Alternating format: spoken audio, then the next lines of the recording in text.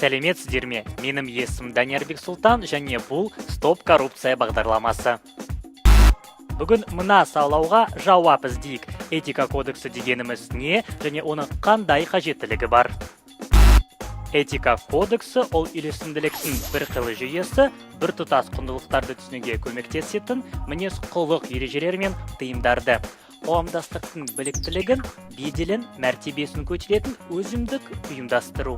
Бұл жерде әңгіме коммерциялық емес ұйым туралы ма, ірі фирма туралы ма, немесе мемлекеттік қызмет туралы болып отыр ма, ол маңызды емес.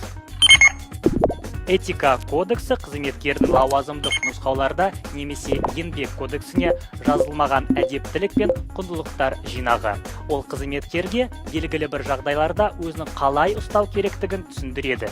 Ең бірінші әмбебап моральды кодекс дін ережелері туралы жинақ болған. Ол ережелер жалпы адамгершілік туралы жүріп-тұрып ережелері мен жамағат мүшелерінің арасындағы қарым-қатынастың жиынтығын бейнеледі. Ал ең сауатты этика кодексінің бірінші мысалы Гиппократ анты. Бірақ мен қазақстандық мемлекеттік қызметкерлердің этика кодексін талқылауды ұсынамын. Өйткені билік пен игілікті бөлісетін жерде әрдайым сыбайлас жемқорлықтың ту қаупі бар. Қазақстандық мемлекеттік қызметкерлер 2016 жылы 1 қаңтарда күшіне енген этика кодексін басшылыққа алады. Аталмыш құжатта 20 пункт бар. Мемлекеттік қызметкерлер конституция талаптарын, заң нормаларын басшылыққа алып, қоғам мен мемлекет игілігі үшін қызмет етіп, мемлекеттік биліктің беделін нығайтуға міндетті.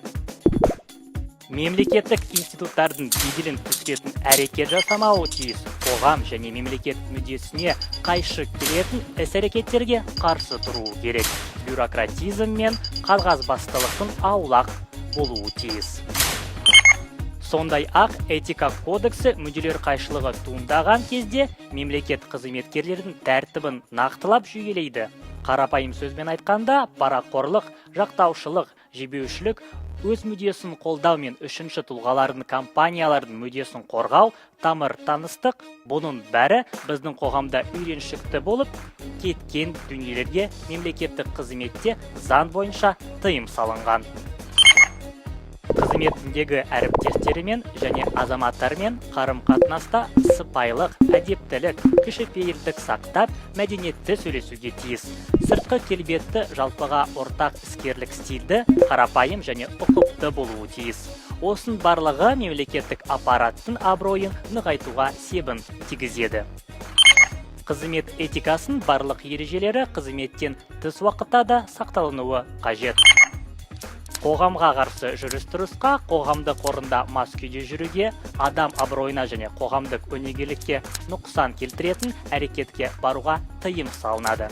Қызмет ұсынылған кезде қызмет бабынан пайдалануға тыйым салынған. Жалпы еліміздің заңнамасы халықаралық стандартқа сай, алайда заңды орындауы әрқайсымыздың қолымызда.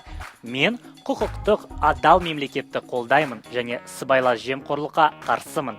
Сіздер де осыны қолдайды деп сенемін. Бәріміз бір ауыздан стоп коррупция дейік.